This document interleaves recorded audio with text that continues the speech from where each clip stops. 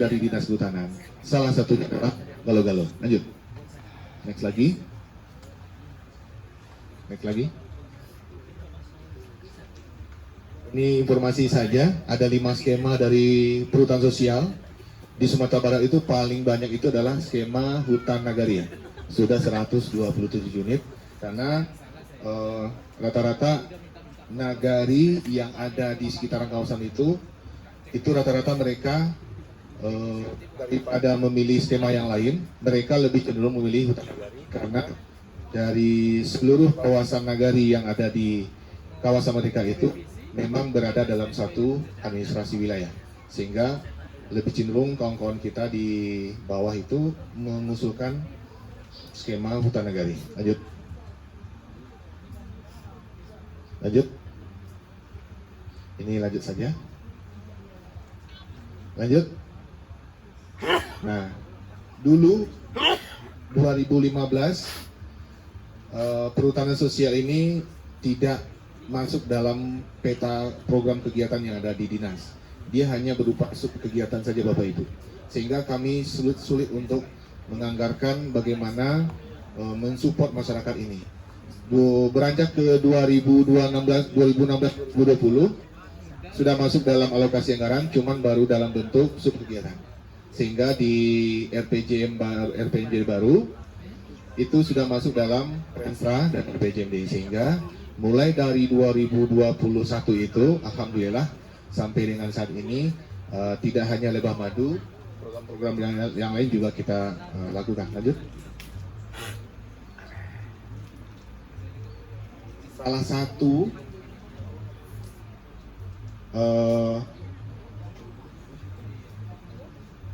untuk visi Sumatera Barat, kita sama-sama mengetahui dari Gubernur terwujudnya Sumatera Barat yang manadi, yang unggul dan berkelanjutan, sehingga dalam pencapaian ada 2 misi kita, meningkatnya pendapatan petani hutan. Kalau kita fokus ke yang nomor 1 Pak, meningkatnya pendapatan petani hutan. Bagaimana cara meningkatkan? Tentu dengan program kegiatan yang sudah kita susun. Lanjut, kita akan menengok di sini. Ini lanjut saja. Lanjut. Nah, lanjut. Nah, Bapak Ibu bisa menengok di sini di kolom yang dikasih highlight merah ya. Ini yang sudah kita lakukan. Barangkali Bapak Ibu di sini, yang kelompok di sini sudah mendapatkan supporting dari Dinas Kehutanan melalui KPH. Pertama, jumlah alat produktif yang disediakan. Alat produktif ini kenapa kami ambil alat produktif? Karena kami mengetahui bahwa tidak detail kami buat di sini, sehingga kawan-kawan bisa lebih luas untuk mengusulkan program kegiatan. Jumlah alat produktif yang jenis alat produktif yang sudah kami support banyak Bapak Ibu. Salah satunya adalah kalau dikaitkan dengan madu itu adalah alat pengurang kadar madu, kemudian sealer, kemudian baru itu ya, yang dari madu baru itu. Tapi kalau bentuk yang lain banyak, ada kopi, ada pengolah pinang, kemudian ada apa lagi, untuk kemiri dan sebagainya juga banyak di situ kita support. Kemudian yang kedua, ekowisata. Nah, kita skip dulu untuk saat ini. Yang C, jumlah stok lebah. Nah, jadi sejak 2021 kita menargetkan Bapak sampai 2026 itu target kita 15.000 kotak stok galo-galo yang diberikan pada masyarakat. Alhamdulillah dari catatan kami sampai dengan 2024 seluruh belanja galo-galo itu sudah dilaksanakan oleh kami semua. Jadi setahun itu kami mensupport kurang lebih 3.000 kotak. 3.000 kotak dan disebarkan kepada kelompok-kelompok perhutanan sosial dan KTA tadi. Nah, jadi artinya setelah kotak kami support tidak berhenti di situ, kami juga mensupport pelatihan sekolah lapang, kemudian packing ya yang sederhana. Dan alhamdulillah sebagai informasi juga Mas Heri dan kawan-kawan juga pengelola kawan-kawan yang lain seperti Wang Aul, Bang Alvin, segala macamnya, itu juga bisa mensupport kami Pak, sudah berkoordinasi dengan kami. Kawan-kawan ini juga sudah melaksanakan studi secara personal ke daerah-daerah tertentu, ada yang ke Mentawai, ada yang ke Sijunjung, macam-macam, ada yang kami jadikan sebagai narasumber untuk berbagi ilmu kepada kawan-kawan yang baru mendapatkan bantuan seperti ini. Lanjut saja. Coba dia yang lama terakhir aja deh. Lanjut saja. Terus lanjut. Nah, stop dulu. Nah, ini dukungan yang Dinas Kehutanan berikan kepada kelompok perhutanan sosial tadi ada berupa alat ekonomi produktif, sarana prasarana ekowisata, madu galau-galau, kemudian bibit produktif. Jadi artinya kalau misalkan saat ini sampai saat ini itu jumlah kotak madu yang sudah kami berikan itu kurang lebih sekitar 12.500. Target kita 2025 itu sudah tercapai 15.000 semua. Dan kalau saya tengok dari fokus diskusi kita hari ini, Mas Heri kemarin pada hari Selasa ke kantor dan berbicara persoalan agenda hari ini. Jadi artinya memang dari awal kegiatan ini Pak, memang kita agak kesulitan dalam hal menyepakati pertama dalam soal harga ya. Kami dinas tentu tidak bisa ikut dalam hal itu. Kami hanya bisa untuk menyuarakan. Kalau memang nanti dibutuhkan asosiasi, monggo silakan. Kemudian yang kedua, jumlah produksi. Sangat kesulitan kami. Sudah kami coba dengan berbagai upaya melalui penyuluh, kemudian kawan-kawan pendamping begitu, sehingga untuk jumlah produksi dari kelompok yang sudah diberikan itu ya ada yang rajin, ada yang tidak sama sekali begitu ya. Sehingga mereka menjual sendiri-sendiri, ada juga yang sudah sampai ke luar negeri gitu. Jadi kalau di kita sebenarnya pastinya akan mensupport itu. Cuman jika agenda yang saat ini kita lakukan di Kebun kali ini bisa mengarah ke situ, ya alhamdulillah kami sangat mensupport. Malah kemarin saya bilang sama Mas Heri, Pak Andi, jika memang dibutuhkan untuk tahun depan ya, kita coba mengalokasikan anggaran dari dinas, bagaimana kita bentuk suatu acara yang itu di situ pegiat galau-galau semua. Mungkin di situ bisa berbicara persoalan entah itu namanya kesepakatan harga, kemudian pasarnya seperti apa, kemudian kita undang dari mungkin saya yakin kawan-kawan di sini sudah punya rekan bisnis dari luar ya. Kalau kita hadirkan itu dalam bentuk temu usaha boleh, tidak apa-apa. Cuman kami dinas sangat terbatas dalam hal itu. Mohon izin kami sampaikan, menembus hotel pun kami susah Pak. Menembus hotel pun kami susah. Saking ya begitulah. Saya tidak perlu detail seperti itulah. Contoh kayak gula aren saja Pak, menembus untuk masuk hotel di Kota Padang aja susah Pak. Masa ya gula aren yang pakai stick itu didatangkan dari Jawa Barat? Mohon izin, mohon maaf. Padahal Sumatera Barat bisa menghasilkan gula aren yang bentuk stick juga. Kenapa juga harus dari luar begitu? Menembus itu kami sulit. Karena kami dari pemerintah begitu. Mana tahu ya, dari teman-teman di sini. Nah, makanya kalau untuk galau-galau, saya usul kemarin sama Mas Heri, kalau memang dibutuhkan, monggo. Gak apa-apa. Mumpung saat ini kami masih dalam tahap RKA gelondongan, belum detail. Monggo, kalau memang silakan. Sedangkan jangan itu untuk ekowisata aja, ya, anggarkan selama 1 tahun sekali. Kenapa galau-galau tidak? Makanya, kenapa ekowisata? Karena ekowisata dilihatnya seramai ini juga dulu.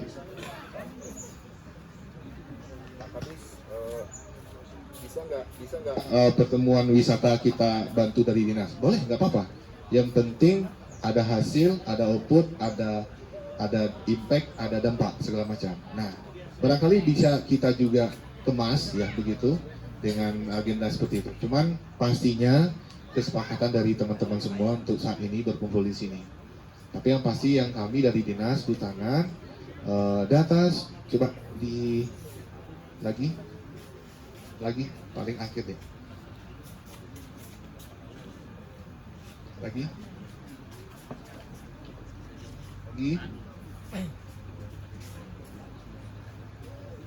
Nah ini data kami ya. sebaran kita per KPH Bapak, Ibu, sudah 12.592 kotak galo-galo sebarannya itu. Jadi yang saya yakin Bapak Ibu yang di Sumatera Barat khususnya sudah termasuk dalam detail ini semua. Nah, kami sudah dari awal mencoba untuk bikin datasheet gitu Pak, ke kelompok berapa produksinya segala macam, dan alhamdulillah sampai saat ini kami belum berhasil. Ada kelompok yang rajin, ya kami catat juga. Tentu kan itu tidak mewakili ya. Misalnya rata-rata satu tahun itu Pak, kami berikan kotak itu 3.000.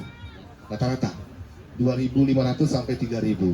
Yang rajin ngumpulin data itu paling 100. Itu pun 6 bulan pertama. Berikut bulannya enggak lagi. Yang kami inginkan kan dasarnya saja. Kalau madunya silakan jual, silakan nikmati. Kenapa? Karena kami ujung-ujungnya akan menghitung bagaimana lebah madu ini bisa meningkatkan pendapatan Bapak Ibu, kan gitu. Cuman informasi ini belum bisa kami maksimalkan secara maksimal. Harapannya dari kami, dari pemerintah, Pak FD, Pak Andi, data ini kita perkuat sehingga saya yakin ini masih perwakilan dari Sumatera Barat, belum semua, karena ada 12.592 kotak galo-galo yang disupport pemerintah. Ini belum mandiri loh Pak. Ini di luar yang dibantu oleh pemerintah, Dinas Kehutanan. Tentu kawan-kawan sudah punya sendiri, ada yang beli sendiri. Ini belum termasuk itu. Jadi sehingganya dengan data ini teman-teman kita yang tidak berada di sini juga bisa kita bantu dalam hal penjualan mungkin ya. Kemudian mungkin produknya yang bisa kita supporting, entah seperti apa caranya, kami tidak akan terpesi situ. Cuman untuk wadahnya siap, insya Allah kami bantu untuk Sumatera Barat tahun depan.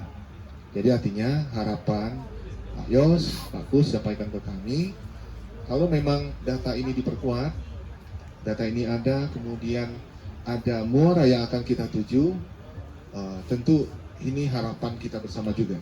Sehingga targetan kita dalam hal bagaimana kita mengetahui pendapatan petani itu dari sektor galo-galo yang sudah kita bantu sejak 2021 yang lalu memang memberikan dampak kepada masyarakat.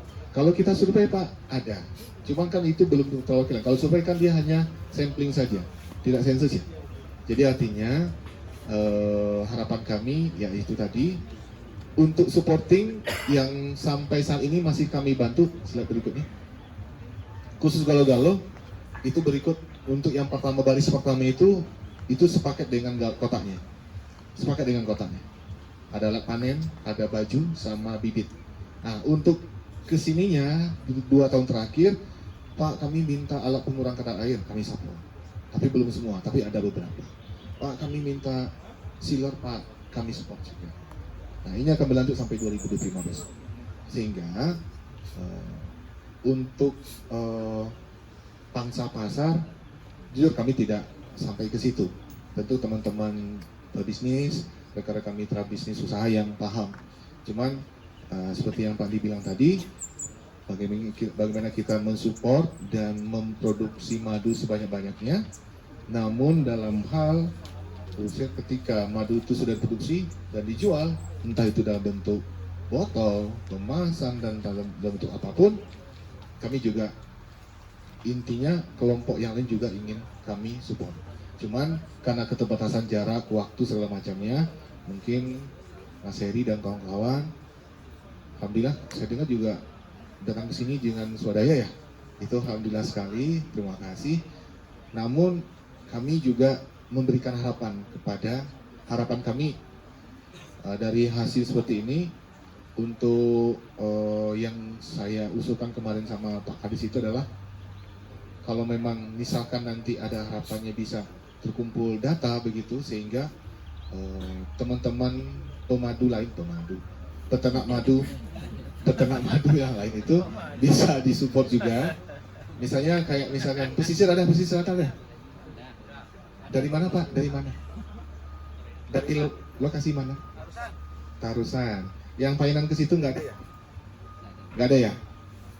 Padahal yang di Lunang juga ada, segala macam ada. Jadi artinya Mudah-mudahan ini ada perwakilan Pak Andi, sehingga harapan kami, saya tantang nih Mas Heri, untuk tahun depan kalau memang iya, monggo kabari saya, karena LKA saya juga harus disusun dalam 2 minggu ini gitu.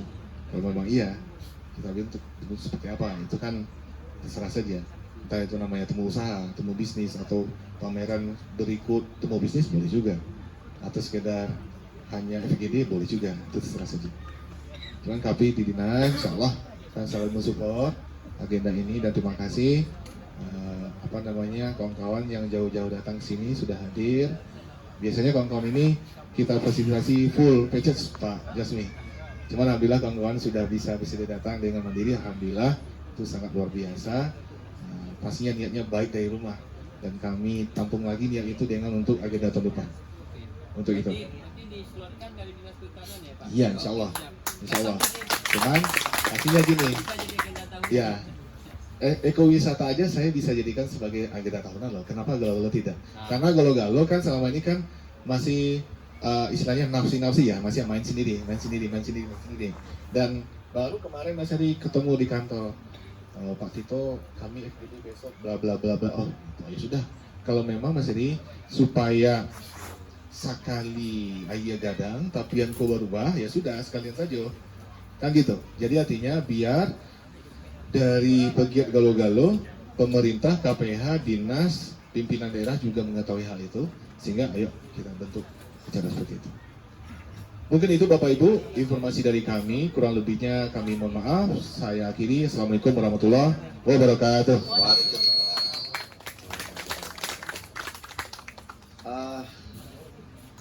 Dari Dinas Kehutanan Provinsi kita sudah mendapatkan gambaran dukungan pengembangan lebah Galo-Galo di Sumatera Barat. Selanjutnya kita minta pembahasannya dari peternak lebah Galo-Galo di Sumatera Barat. Dalam hal ini kita mintakan Ketua Ilmi kepada Bang Aul Tungganai, dipersilakan di sebelahnya Pak Andi lah. Oke. Jadi sebagai praktisi lebah Galo-Galo dan juga sebagai ketua inspirator lebah madu Indonesia Sumatera Barat, itu kita mintakan bagaimana kondisi peternak Galo-Galo di Sumatera Barat, apa permasalahannya, apa tantangannya. Silakan kepada Bang Aul Tungganai, waktu dan tempat persilakan. Bismillahirrahmanirrahim. Assalamualaikum warahmatullahi wabarakatuh. Baik, sedikit lagi untuk menambahkan perkenalan diri, Pak ya. Jadi untuk nama Aul Tungganai ya. Jadi Aul itu nama bawaan dari kampung. Tungganai itu bawaan dari hutan. Ya. Jadi kan Tungganai itu kalau di Minangkabau gitu ya, artinya lelaki tertua di satu kaum di Ranah Minang, itu namanya Tungganai. Nah, itu disebut Tungganai. Kalau perempuan tertua di satu kaum Ranah Minang disebut Impapeh. Nah, kalau pimpinan masuk hutan Pak dalam berombongan itu disebut juga Tungganai. Siapa Tungganainya? Pergi ngambil lebah, siapa Tungganainya gitu. Jadi nama dikaitkan dengan profesi. Jadi ya, Tungganai di sini maknanya profesi Pak. Ya dari profesi ya. Oke. Baiklah. Alhamdulillah, puji syukur kehadiran Allah Tuhan yang Maha Kuasa, berkat rahmat dan karunia-Nya kita bersama dapat dipertemukan bertatap muka secara langsung di sini. Begitu juga selawat beserta salam kita hadiahkan kepada junjungan alam yakni Nabi besar Muhammad Sallallahu Alaihi Wasallam. Banyak yang gigi ya Pak. Serius, enggak main gigi ya setengah kia. Ikan kekakuan sih teh, luna-lunaan sih teh. Iya. Padahal yang Pasebo yang biasa-biasa saja, Pak. Termasuk yang di Sumut ini wajah-wajah biasa, wajah pasaran juga bagi saya ini yang di Sumut ini. Rekan-rekan dari Jambi ada juga tadi hadir. Nah, ada ya? Oh, Riau ya. Dari Riau pasaran juga itu. Ya. Kan Aul kan artis Indonesia deh. Kalau di berlebaran Bang ya. Enggak ada yang muji, pas saya muji diri sendiri. Jadi begini. Jangan ketawa Mas Anggar. Lampuin gua apanya nanti. Eh, Baiklah, segala kata penghormatan kita tumpahkan kepada terdahulu moderator kita. Begitu juga teman-teman semuanya yang saya banggakan dan saya bilang ya, yang saya banggakan. Oke. Tadi sudah banyak ya yang disampaikan oleh narasumber kita. Yang pertama ada juga dari Bapak Balai BPSLHK dari Kuo.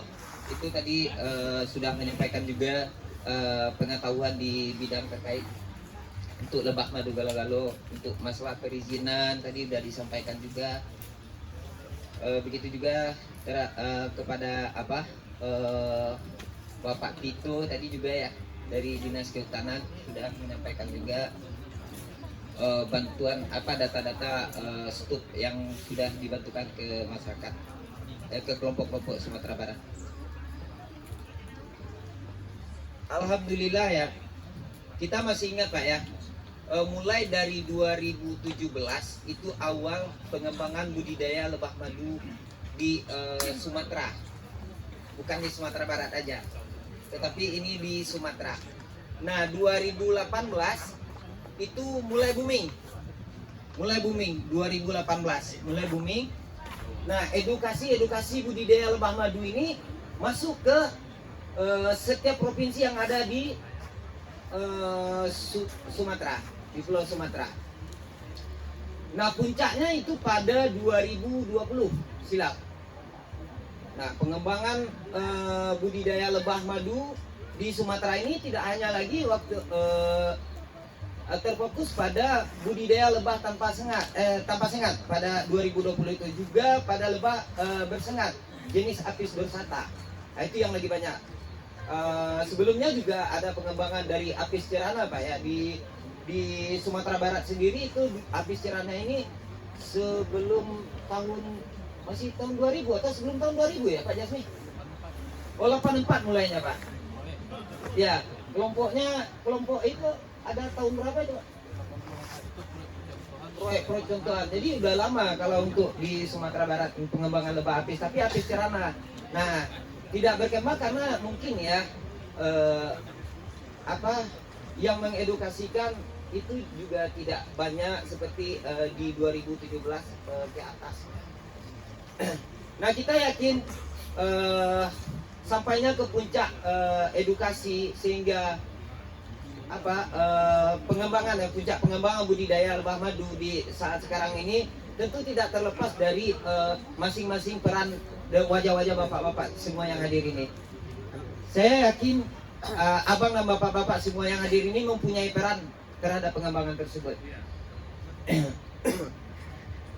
Nah, di dalam pengembangan itu timbul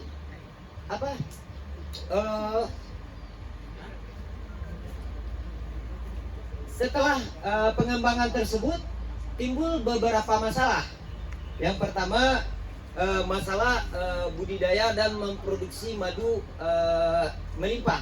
Itu yang pertama, salah satunya ya Bang ya. Iya gitu Mas ya. Bagaimana kita bisa dapat memproduksi madu ini melimpah. Nah ini kan sejauh ini masih banyak ya rekan-rekan itu yang budidayanya asal-asalan gitu. Pokoknya taruh udah di hutan biarkan aja, mau ada isi tidak terserah kan gitu. Nah ini satu permasalahannya. Yang kedua masalah di pemasaran.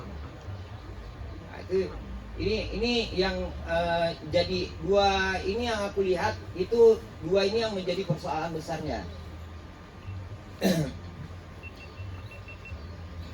Nah di dalam memproduksi madu melimpah, kalau di Sumatera ini kita tidak bicara kualitas ini Pak ya, tidak bicara kualitas, tapi kita bicara kuantitas. Untuk daerah penghasil ya potensial untuk menghasilkan madu melimpah di Sumatera ini ada di kawasan Akasia Karsikarpa. Belum ada di Sumatera ini yang mengalahkan melimpahnya hasil nektar dari tanaman jenis Akasia Karpa ini. Nah ini ada di Jambi sama Riau. Nah budidaya di akasia karsikarpa ini sangat menjanjikan untuk menghasilkan madu melimpah. Tetapi juga ada plus minusnya. Ya, hasil melimpah di akasia karsikarpa ini yang apa saat sekarang ini ya, hasil melimpah.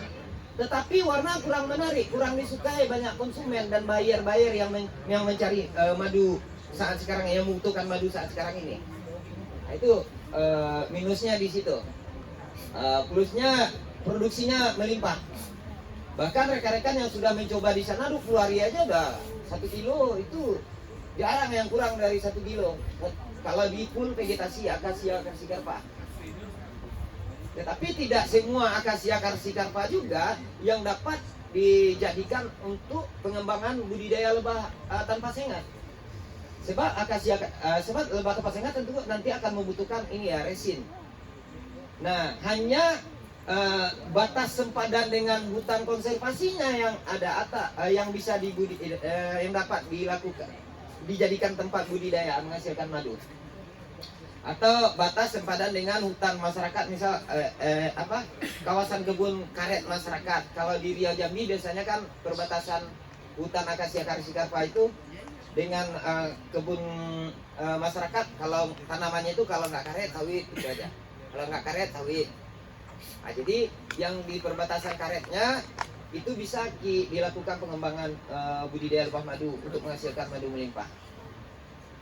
Tapi di luar akasia karsikarpa, Sumatera Barat misalnya ini ya, Sumatera Barat, Sumatera Utara, lalu Riau sebagian, ya Bang Di, sebagian aja Bang Di, ya sebagian misalnya Bangkinang sampai ke Kampar Kiri, itu kawasannya itu Sumatera Utara sampai ke Aceh sana, itu madu yang dihasilkan dari vegetasi yang tersedia di alam, nektarnya itu tidak semelimpah di karpa, tetapi dapat ini, tapi madunya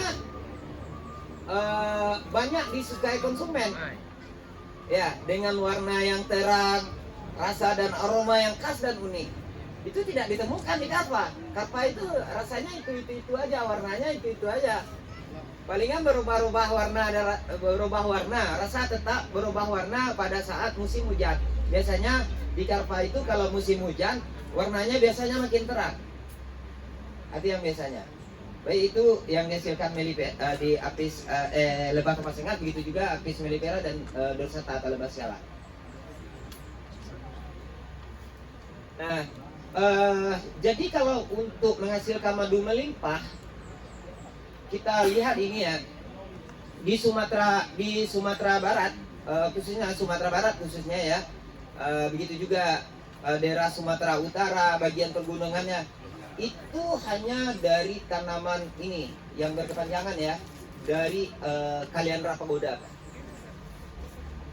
Kita kenapa saya katakan dari Kaliandra pagoda? Karena kita belajar dari pembudidaya lebah apis mellifera di Pulau Jawa. Ya, kalau dari Kaliandra itu dia tiap tahunnya lebih banyak menghasilkan madu ketimbang nektar kopi, durian kayaknya nggak ada keluar ya, kalau ada sedikit, karena nektar durian ini sebenarnya itu sedikit nektar durian itu.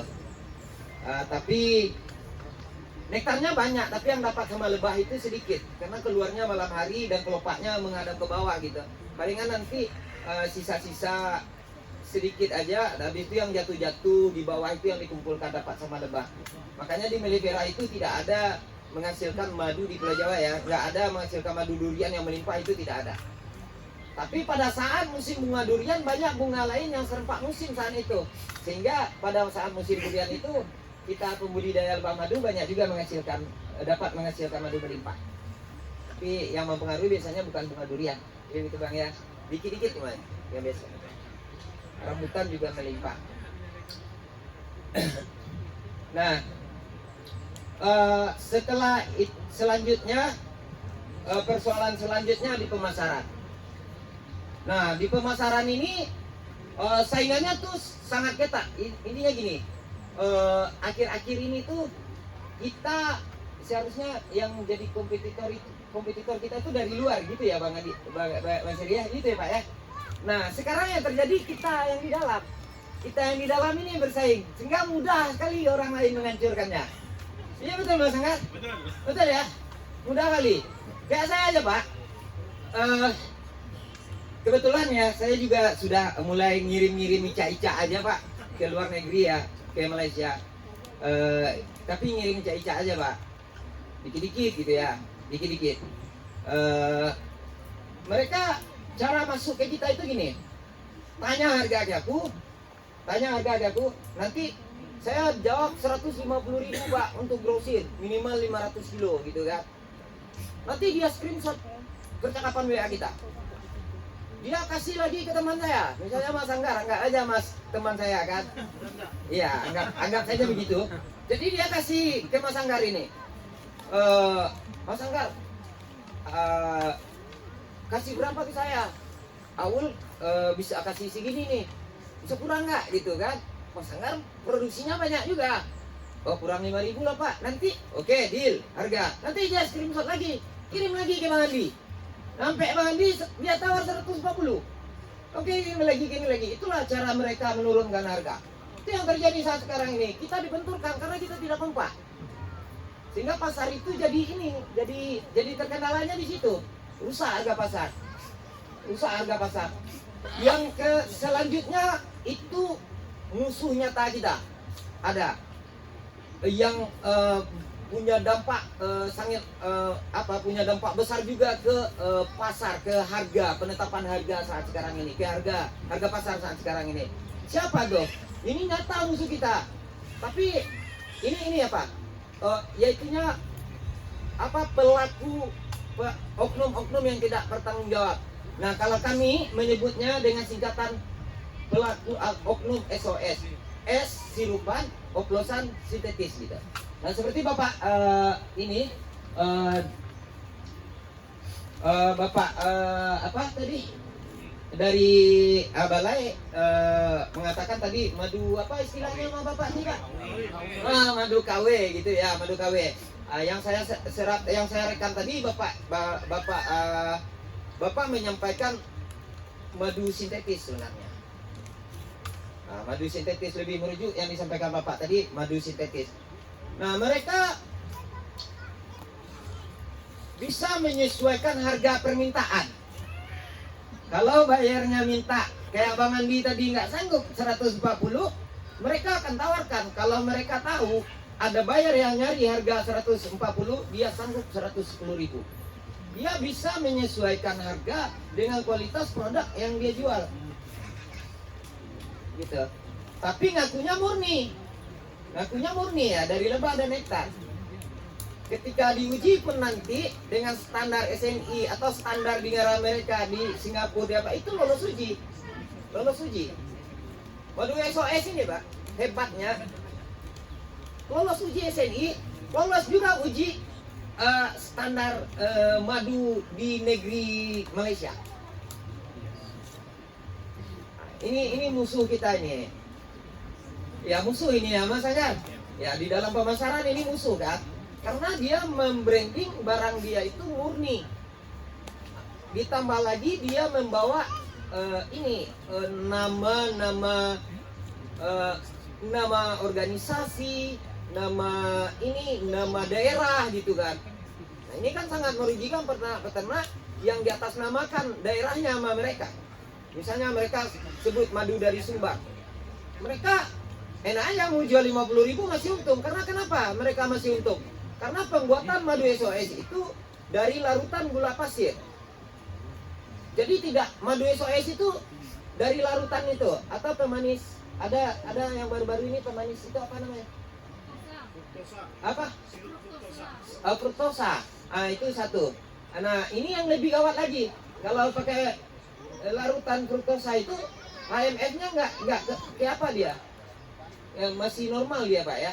Bahkan sampai 0,0% HMF-nya. Nah, sementara di standar SNI HMF itu 40. Nah, ini yang larutannya tadi itu yang apa? Kalau gula pasir itu kan dilarutkan, Bu. Dilarutkan, Pak ya, dilarutkan, mereka larutkan artinya melalui proses pemanasan. Melalui proses pemanasan, sehingga HMF-nya itu biasanya lebih dari 40. Biasanya ya. Tapi kalau para ahlinya yang bikin, ini ahlinya yang bikin, gula pasir yang dilarutkan itu HMF-nya bisa standar nanti dapat 20, 30. Ya kan? Itu SNI. Kalau kita merujuk ke SNI, kenapa masih bisa dari SNI Madu SOS itu? Kenapa masih bisa jebol SNI? Ya karena SNI itu bukan rujukan kemurnian. Itu kan SNI itu standar layak konsumsi. Iya gitu Mas Ria, gitu Pak Jasmi. Bukan standar apa ya? Standar layak konsumsi ya. Standar mutu madu gitu ya, standar mutu madu, bukan standar kemurnian madu. Nah sementara kita untuk merujuk kemurnian, rekan-rekan semuanya di dalam ini, kalau seandainya ada kasus ya kita tangkap oknum SOS itu nanti rujukannya ke SNI. Nah ini sebuah kesulitan untuk kita melakukan penyempitan ruang gerak mereka. Adapun hal-hal yang telah kita lakukan untuk penyempitan ruang gerak oknum SOS ini selama ini seperti mengedukasikan budidaya lebah madu ke segala pelosok negeri, lalu harapannya untuk menghasilkan madu melimpah di tengah-tengah masyarakat, sehingga madu dapat dengan mudah ditemukan masyarakat. Dengan sendirinya harapannya ruang gerak oknum SOS itu tersempiti. Alhamdulillah sudah banyak juga ya yang tersempiti, seperti yang di Pulau Jawa. Kita harus akui, semenjak Melekera kita masukkan ke Sumatera, maka madu sirupan pakai sarang itu, Pak, itu tidak laku lagi. Yang biasa banyak di online pakai kotak-kotak. Sekarang coba cari, susah nyarinya itu, Bu. Yang madu sirupan dari Jawa itu. Dulu itu tiap kalau kita buka HP itu ya, buka FB itu ya, atau media, wah itu iklan-iklan madu kota itu banyak bermunculan. Tapi sekarang ini udah sulit menemukannya. Nah itulah salah satu hasil ya dari apa yang telah kita lakukan untuk menyempit ruang gerak mereka selama ini. 2 menit lagi. Baik. Mungkin masih banyak lagi yang mau disampaikan. Nanti iya. Yang biasanya gini, Pak. Aku minta tadi itu moderator, Bang, aku terakhir ya gitu. Karena aku nggak puas ngomong dia agak-agak kan itu, Pak. Banyak yang mau aku sampaikan sebenarnya. Itu kenapa gitu? Itu ya. Banyak sebenarnya, ini baru pembukaan aja tadi nih, masih banyak sebenarnya. Ya waktu diskusi aja nanti, Pak ya. Ya, tapi malam tadi Pak sedikit bercerita juga ya. Minta waktu 5 menit, jangan desak kali Mas ya. Jadi hilang bahan yang mau saya sampaikan. Ya, sebenarnya kalau untuk madu saat sekarang ini kita tidak ada terkendala di pasar, nggak ada. Betul nggak Bang Di?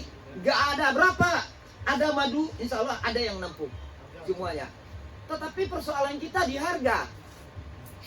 Di harga persoalan kita. Jadi jangan keluar-keluar lagi nanti. Kawan-kawan udah dibilang, berapa punya stok?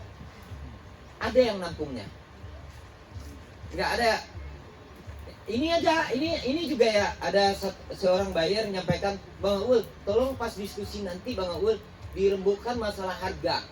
Karena gini ya, harga trigona saat sekarang ini itu sangat kacau. Bukan trigona aja, apis juga. Apis melekera itu di peternak sampai 20.000, 23 berapa? 24 sekarang ini. Harga terbawah kemarin itu untuk harga partai ngambil 5 ton sampai 15 ton itu terbawah pernah mencapai 15.000 murni tanpa sirupan. Tanpa sirupan. Harga trigona. Nah, Bapak-bapak, abang-abang ini sekarang tahunya harga trigona berapa? Yang kita tahu 250, 500. Tapi ada suatu daerah di Indonesia ini saat sekarang ini mereka mampu menjual murni 60.000, Pak. Murni, Pak. Dari peternaknya 60.000. Nah, macam mana cara kita? Kalau kita masih tetap berpisah-pisah, Pak, sendiri-sendiri, jalan sendiri-sendiri, ini tidak menutup kemungkinan makin lama makin ambruk ini, makin hancur karena kita mudah dibenturkan. Nah, harapannya di pertemuan ini kita di sini ya ngada ini aja dulu dapat menyatukan ini apa yang kita inginkan ya. Kita dapat menyatukan kekuatan, membentuk kekuatan baru lagi untuk kita tidak mudah lagi dibenturkan sesama kita. 60.000 ya kan? 60.000 itu bukan satu peternak, satu provinsi, tapi saya tidak sebutkan provinsinya. Nanti pada ngambil madu di sana semua dijual di sini, nggak laku madu kita. Adi Bang Andi jangan tanya-tanya di mana provinsinya Pak Bang ya. Tapi Bang Andi nggak mau lagi belanja ke Sumbar kan?